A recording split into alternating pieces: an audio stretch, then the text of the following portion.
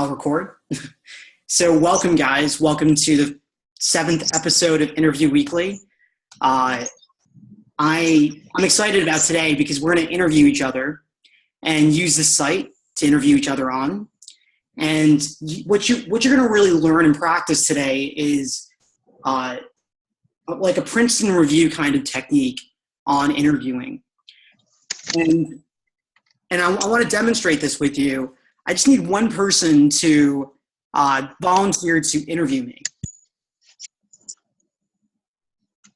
Anyone?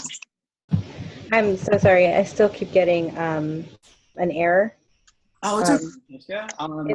It says, if you are the application owner, check the logs for more information.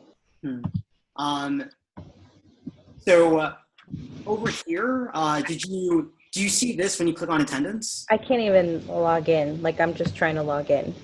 Oh, you're just trying to log in. Did you sign up? I'm sorry. Yeah. I signed up and then I tried to make a new email or a new login because I thought maybe I didn't, but I did. Mm-hmm. So then I went to forgot your password. I put in my email address and it gave me something went wrong. Please check. Oh yeah, I didn't put in all that in yet, so that's probably why. Oh, okay. Yeah, don't worry about it for now. Okay. I'll help you during the breakout session to mark yourself present. Don't worry. Okay. Okay, so let's go back. Do I have a volunteer to? How about Jessica? Okay. So basically, Jessica, you don't really have to do anything. The most important thing you have to do is make me struggle. Okay. So you just don't help me. Okay. That's the hardest part of being an interviewer, is to not help the individual and to challenge them even more. So when I'm done, Jessica, you could say, okay, can you think of another way of doing it? Okay. You could ask me, why did you choose this way to do this? What was your thought process in choosing this strategy, right? So you're just trying to like make it hard for me. Okay. Okay. So I am going to go over here. I'm going to go to problems. You guys don't see the admin panel because you're not admin. And we'll choose a problem over here. So we'll do this one right here. Write a function named print even between that takes in two numbers and will return an array of all the even numbers between the given two numbers. When you guys do this one-on-one, what I want you guys to do is click on practice and then click on give an interview to someone if you're going to be the interviewer, and then click on this and choose the candidate that you're interviewing. Right, so search for their name, confirm with them, and then after you're done with that, choose a problem for that candidate. Let the candidate decide what level they want. Level 1 is easy. Well, certainly not easy, but easier than level 2 and level 3. And then you have level 2, which is like medium, and level 3, which is very hard. And right now we have one level 3 question. So right now I'm doing a level 1 question. I'm not using the platform because right now we're having some login issues, but I will copy this down, open up Sublime Text right here. And right now what I'm going to do is I'm going to follow our procedure. And because I'm not, let me go into localhost right now. So I have this running on my local computer, and let's log in. And of course, I got the wrong password. And I'm logged in, gonna practice. And of course, I don't have any interviews I'm taking right now. So let me sign out. Do test user 2.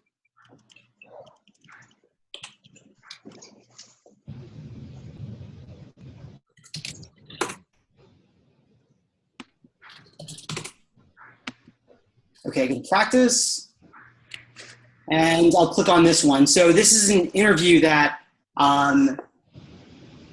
these are interviews that I'm taking. So I'm gonna click on this one, the latest one. And if I hover over this box right here, it shows me it shows me like a list of things that I should do as a candidate. So restate the problem in your own words and confirm with your interviewer. State your assumptions. Jessica, can you read the number 3 and 4? Write out sample inputs and outputs if it applies, and confirm it with your interviewer. Describe your approach or whiteboard it to the interviewer. If whiteboarding, ask them first, is it okay if I show you my plan first before I code? This is really important, guys. So writing out the inputs and outputs is super important because it's going to guide you. When you write out your inputs and outputs, what you do is you observe, you make observations on your inputs and outputs. And that's going to help you tremendously in writing out your problem. And number 4 is important because it's okay to pseudocode on problems and on interviews. It's completely fine because everyone pseudocodes when they do problems. But it's important to communicate that to your interviewer so that they don't think that you don't know the answer. Number 5, identify edge cases where your solution does not work to your interviewer. So let's say it doesn't work with negative numbers and you're like, I'm just not going to deal with that right this second. Is that cool? Like, I'll deal with it later if you want me to. Talk about the efficiency of your solution. So if you're doing a double for loop, say that I have to run through this array and max twice, right? Before I get you the solution. And then let's go, Matt, can you read the next 2?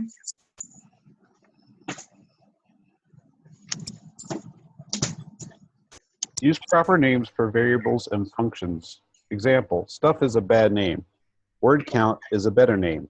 Exactly, right? And then the next one? Use proper indentations. Excellent. It's super important to write good code on an interview. Like stuff, thing, those are not good names. Give proper variable names. And now this is gone because I put a set timeout for 2 minutes. It was an easy way to fix it for the time being. And indentations. So using proper indentations, it's really important. And it's also, wow, I don't know what I'm doing wrong here. So I'll just put this over. So use proper indentations. Very important because your interviewer might think that you're just a junior developer that doesn't care about these things when you don't use proper indentations. And be consistent. If you're going to use tabs, use tabs. If you're going to use 2 spaces, use 2 spaces. Use native methods. Do not recreate them unless the problem says not to. So use the .split function. Use .length, even though .length isn't really a function, but use those native things unless the problem says not to. Be nice, be confident, right? Have an upbeat attitude. Ask for input on your solution. How do you think I did? I'd love to see another way of coding this out, sincerely. Take a logical approach. Logic is better than a correct approach. Like if your code is super not logical and you get the right answer, that's worse than having a logical approach to the question. Talk about an alternative way to solve the problem with your interviewer. So when you're done, say like, I could have also done it this way. And then maintain an upbeat conversation with your interviewer, meaning create a conversation with your interviewer. Don't just code the entire time. Create a conversation with your interviewer. And so when your interviewer goes to practice, clicks on give an interview to someone and chooses you and chooses the problem that you choose, you're going to see something like this. And when you're ready, click start and you can code right here. And there's a timer. Right? And then the interviewer is going to see something different. The interviewer is going to see something like this. And it's basically a form to give you an evaluation on how well you did on the interview. Now, both parts are really important. Now, being an interviewer, if you were an interviewer 20 times, then when you go into an interview, you're going to be very, very confident. You're going to be very confident because you know what the interviewer's mindset is. You know what the interviewer's thinking, right? You're going to start changing the way you interview because you're going to anticipate what the interviewer is going to do. You're going to anticipate what the interviewer is going to think if you give a lot of interviews. And obviously, if you take a bunch of interviews, you're going to go in there much more confident, right? Imagine the first day in your coding boot camp. Imagine that first day when you opened up Sublime Text and you started to code. And now imagine, I mean, I don't know where all of you are at, but within like 2 or 3 weeks, you're doing things much better than you were before. So it's going to be the same thing here with interviews. You have to practice, practice, practice, practice. And you need to do it with other people, because no one interviews by themselves, right? When they go on an interview, they're interviewing with other people. All right, so enough talking. I'm going to stop right now. Any questions? Matt, do you have any questions? I was just wondering what an edge case is. I've heard the term, but we've never had it in our boot camp class. Absolutely. So let me go back over here. Let's go to interviews taken, highlight this. And Matt is referring to number 5 right here. Identify edge cases where your solution does not work to your interviewer. So what that means is basically, let's say you write a function to find all of the even numbers inside of an array, right? That's your problem. And then all of a sudden, you realize it's not going to work for multi-dimensional arrays. So if the array has arrays within it, your function won't work. And what you say to your interviewer is like, I understand that this isn't going to work when there are arrays within the array. I hope that's okay for now. So that's identifying an edge case.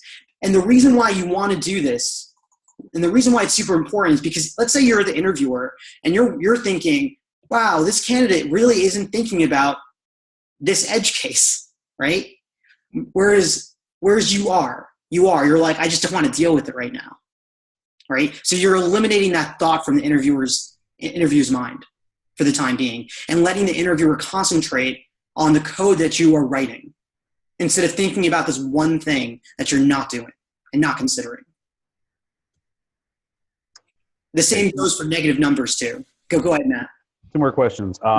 One is, what do you do in the case that you, on either side of the interviewee relationship, what do you do when there's an I don't know response? And the third question, which is just a general, is, this is being recorded. When can we go back and review it for later? Yeah, absolutely. So I am recording this right now, I believe. Yeah, stop recording. It's recording right now. But Matt, the thing is, the individual sessions, because I'm going to break this room up into like mini rooms for you guys to interview each other in. Those sessions are not recorded. So that's why number 1 is, if you can, record your screen. Make sure the program's capturing your internal microphone. So here's a Mac cheat sheet to record your screen, right? You can use QuickTime if you're on a Mac. Take QuickTime, and you can do right-click, new screen recording. And then you choose internal mic. Make sure internal microphone is selected, because it defaults to none for some reason. And click record. Hit your screen. It'll record your screen, and then go to File, Save As, and save the file. That's how you do it on a Mac. I have to figure out how to do it on Windows. I will figure it out, and I'm sorry I don't have that right now. But that's what I have right now. But keep going, Matt. Did you have another question? Oh, Matt, you're muted. You're muted. Yes. What do you do? The other question was, what do you do in the interview relationship when you either respond with a I don't know, or you are the interviewer and you get an I don't know? So if you were the interviewer and you get an I don't know, then it's obviously a little awkward, right? A good interviewer, in the past, what I've done is I've walked the candidate through the problem. And when I was interviewing candidates, junior developers, at Media Math, I would walk them through the problem. That's what a good interviewer should do. Walk them through the problem. You're already there, right? It's a sunk cost. You're already there. You might as well help someone learn something. So that's what I would do as an interviewer. Now, as a candidate, let's say you have no freaking clue. It's okay to say to your interviewer, hey, is it okay if I take a few minutes and think about this on my own and then communicate with you my thoughts afterwards? Most of the time, it's going to be completely fine. That's my strategy for when I don't know something at all. Right? Because most of the time, it'll take you some time to just think about it. That's it. So that's basically what I would do as a candidate and as an interviewer. Any other questions, Mark? No, sir. No questions here. No? What about the other Mark?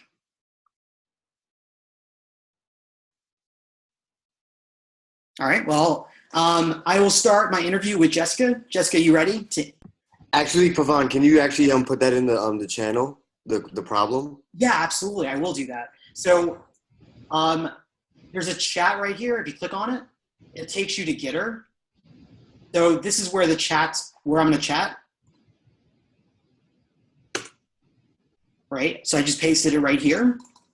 So even if you can't log in, you can go to gitter.im/interview-weekly/lobby.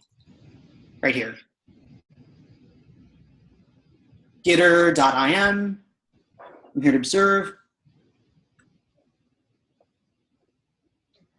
Oh, cool. OBS. Thank you, Kurnashi. I appreciate that. OBS. I will check that out. And I'll add it to the website. Amazing. Okay. Any other questions before we begin the interview? Number 3, it said ask for sample output. No. But yeah.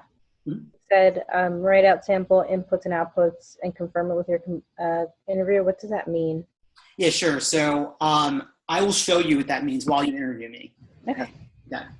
So right now what I'm going to do is I'm going to say, hey, Jessica, we'll just pretend you're the interviewer. I'm the interview. What company is this for, Jessica? Google. Google. Oh, my God. Now I'm nervous. Okay. All right. So hi, Jessica. My name's Pavan. Nice to meet you. Nice to meet you too. Excellent. So I see this problem that you gave me. Write a problem named print even between. It takes in 2 numbers, and it returns an array of all the even numbers between the given 2 numbers. So what I'm going to do, Jessica, is I'm going to just write some input and output. I just want to confirm with you before I jump into the problem. Is that okay? That's fine. Okay, awesome. So let's say the numbers are 0 and 6. Then my array would be, the array that would return would be 2, 4, and that's it. Okay. Yeah. Okay, all right. So it's between, so it's not going to return 0 and 6. Okay. Numbers. Okay, so now I'm going to do 1 and 2, and it's going to return me nothing because there are no even numbers between 1 and 2. Correct. Okay, good. All right, so now I'm going to just write the program. I'm planning on using the modulus. I hope that's okay. Yes, that's fine. Okay, great. All right, so function print even between,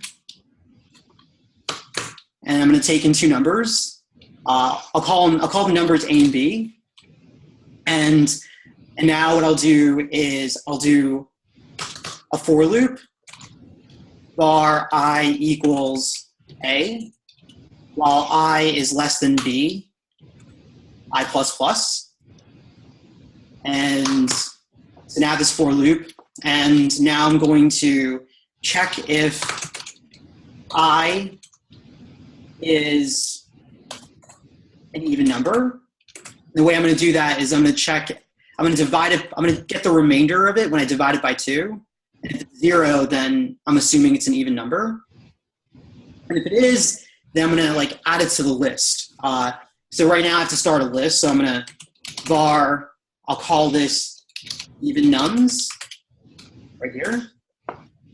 And if it is an even num, what I'll do is I'll do even nums dot push I, and then I will return even nums at the end. And I believe that would get me all of the even numbers between two numbers. Except now I'm realizing that I should probably do A plus 1, because if I did A, then it would return me, it would include 0 in the list right here. Right. So I'm going to do A plus 1, and as long as I do less than B, it's never going to reach B. Excellent. Okay. So how do you think I did, Jessica? I think you did pretty well. Is there another approach that you can think of? Yeah, that's a thank you. Do you mind if I take a minute to think about this, Jessica? Sure. Okay, thank you. Appreciate that.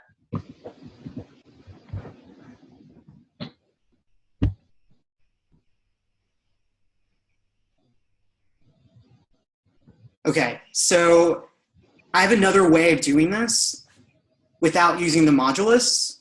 Mhm. So what I'm going to do, Jessica, is I'm going to do, I'll just copy this over right here. And so I'll divide the number by 2 right here. And what I'll do is I'll turn it into a string.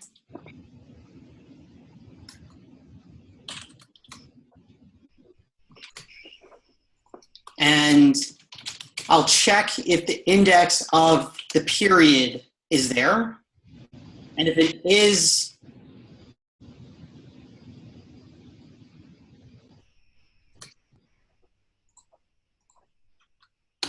if it isn't, then I'm going to push it in. So I'm basically going to divide the number by 2. Mhm. And so if the number is 4 and divided by 2, it would be 2. And there wouldn't be a period in there. There wouldn't be a decimal. And so then it would equal -1, and therefore I would add it in. Whereas 5 divided by 2 get me 2.5, and there would be a period in there. And because there is a period, it would not return me -1. It would return me the position of the period, which would be 1. And it would not push that number. It would not push 5 into the even nums array. Okay. How does that sound, Jessica? That sounds good. Is there a edge case that this wouldn't work in? An edge case? Yeah, I'm thinking about it. And yeah, so I guess the edge cases this wouldn't work in is if I passed in letters or arrays or objects in here. So I guess I have to just assume that A and B are going to be numbers. Yeah. Yeah, so I'm going to just assume that hopefully they're just numbers.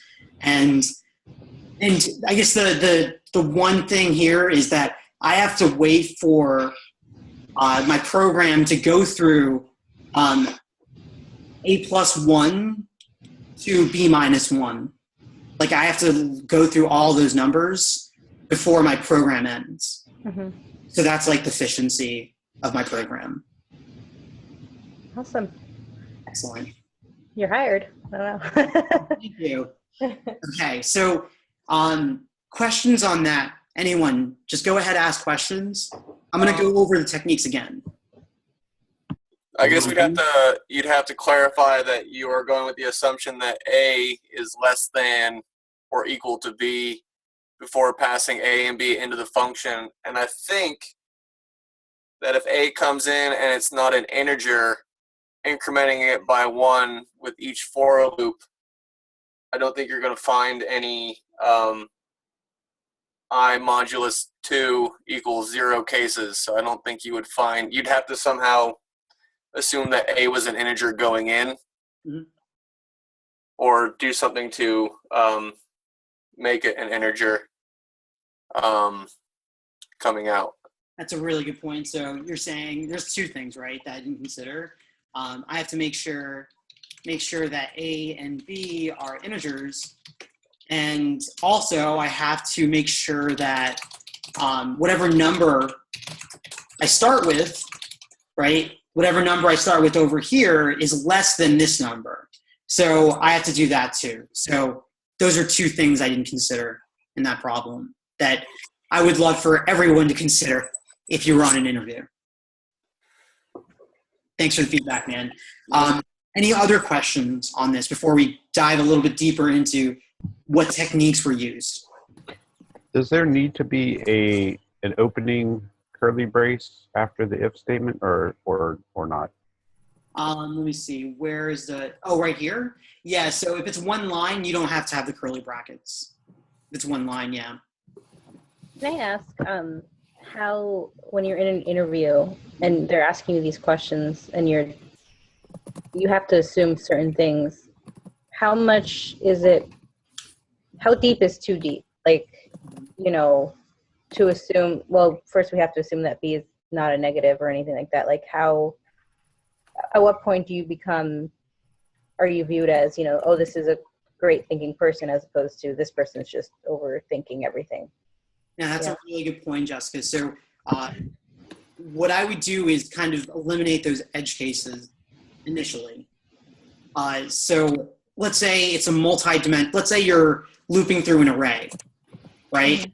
And you're taking out all the numbers greater than 2. And you're counting them and you're returning the count. Then let's say you finish that, just say while you're doing it, just say, I'm assuming that the array that's passed in is not a multi-dimensional array. It's a single, it's one array, it has numbers in it. And that's it. There are no arrays or objects inside of it. Mm-hmm. So you would eliminate those possibilities initially with the interviewer. And I wouldn't deep dive unless the interviewer says, actually, I do want you to consider those situations. Okay. Yeah. So it's always best to confirm with your interviewer. Okay. And so over here, I changed up my approach to using the modulus. And the way you can think, right? Thinking is really hard on an interview because you're nervous. And so what's important is to kind of just do the math, like write out your input and output. So let's say you have 1, right? 1 is an odd number. 2 is even. 3 is odd. 4 is even. And you could go even deeper. You could say 1 mod 2 does not give you 0. 2 mod 2 gives 0. 3 mod 2 does not give you 0. And I will copy this because I'm lazy. All right, so we have all that, but like we can't use modulus here, so we have to kind of figure out how do you determine whether a number is even or not? And we don't really do the modulus in our head. We do division. So over here, if I did 2 divided by 2, I get 1. If I do 3 divided by 2, I get 1.5. 4 divided by 2, I get 2. And if I do 5 divided by 2, I get 2.5. And you can make some quick, and forget about thinking, but look at the observation, right? What's different between this and this? What's different between this and this? And you'll see the period right there. And that's how you can come up with another way of doing things. Right there. So writing out your input and output, making observations on it, and then using those observations to help you write your program. Okay, so if we go over here, restate the problem in your own words and confirm with the interviewer. This is important. I did that, right? I just basically read the problem in my own words and I confirmed with Jessica. State your assumptions. Now, I kind of missed this part.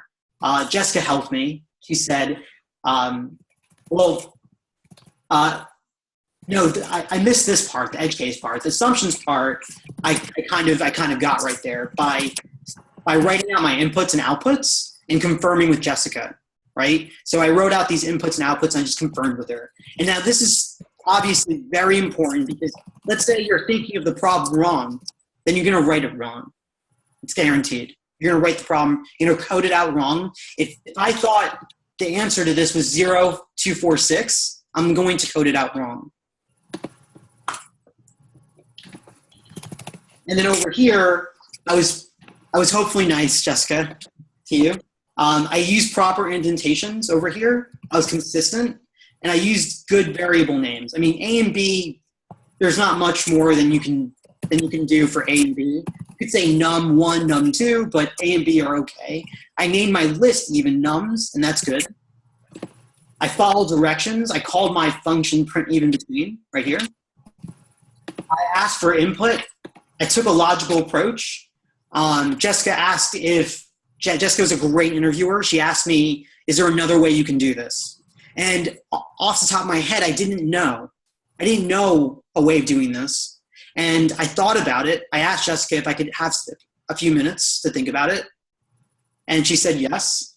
And then I talked about the efficiency of my solution, how I have to go through a plus 1 to b minus 1 to actually return my solution.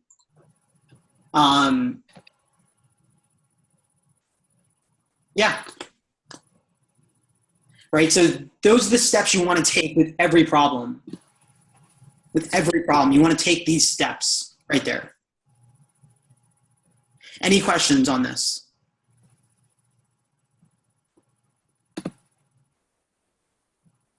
Okay. Yvonne, quick question. Yes. I haven't used the index of a -1 in a while. Where were you referring to that again? Over, let's see. On line 21, I think. No, yeah, but you had it on line 31. Yeah, I just did a period, like a dot, right? So I'm looking for, if you look right here, Yeah. when you do 3 divided by 2, you get 1.5. When you do 5 divided by 2, you get 2.5. Right. So you're starting from the back? Well, kind of. Well, when I do 2 divided by 2, I get 1, and there is no period, right? Right. There's no decimal, so 2 is even. If I do 3 divided by 2, I get 1.5, and there is a decimal, so it's not even. But the -1. Yeah, or this right here. Okay, so when I use index of, so I'll do mark.index of z. And does anyone know what this is going to give me? I think you said a mark, -1. Yep, -1. If I do m, it's going to give me what?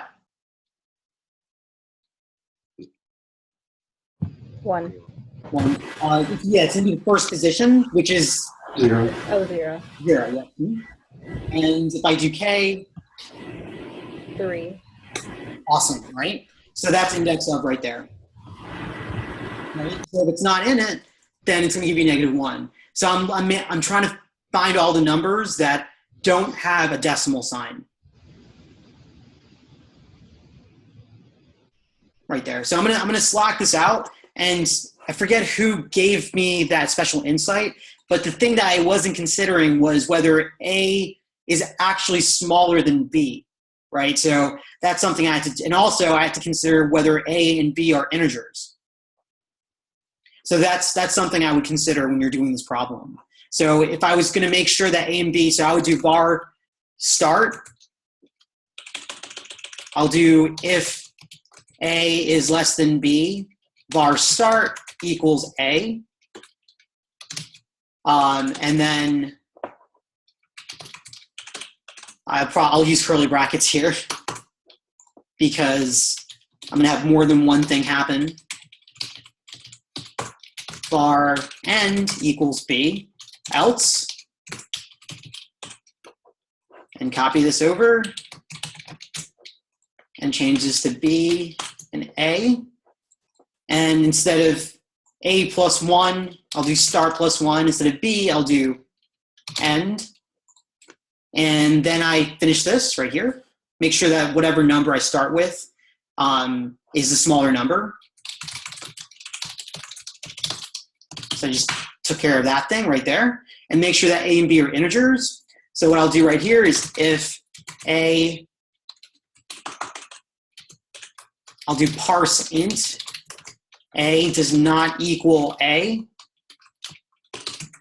or parse int B does not equal B,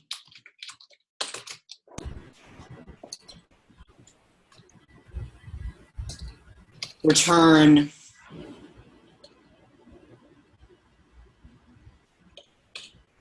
you can return like an error. So integers, numbers must be integers, right? Or what I can do is I can change. I'm gonna mute everyone. Sorry, guys. Or what I can do is, let me just make sure I'm not muted. Not. Or what I can do is I can check if A is an integer, and then if it isn't, then I could do math.floor on it. And if B is not an integer, I could do math.floor on it. So those are two things right there. Those are two edge cases that I wasn't considering. Right there. Okay? Awesome. So it looks like Sam has number.isInteger right here. That's another way of you can doing it. Awesome. Now consider this on an interview. You're not going to have Google. You're going to have a whiteboard. You're not going to have access to any code snippets. So let's say you forgot this, and let's say you forgot this completely. You could tell the interviewer, hey, I forgot how to check if something is an integer. Usually my coding editor just helps me finish that. Usually I look at a quick snippet. I'm going to just write is integer. And if it is an integer, it's going to give me true. And if it isn't, it's going to be false. You could say that to your interviewer. It's important to communicate that to your interviewer before you do something that is not native. So remember, you can also do that as well. But you have to communicate. The most important part is communicating to your interviewer what you're doing. And any other questions before we begin? So I'm going to quickly get this out.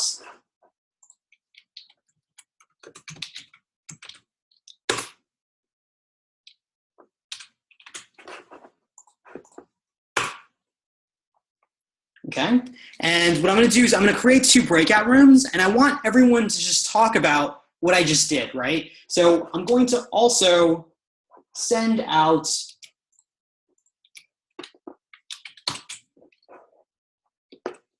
these points in Gitter. And what I want you guys to do is just literally just talk about these things right here and talk about questions that you might have with your group. Things that you noticed in this little demo, and then we'll go ahead and we'll interview each other. Okay, so I'm going to create the breakout rooms right now.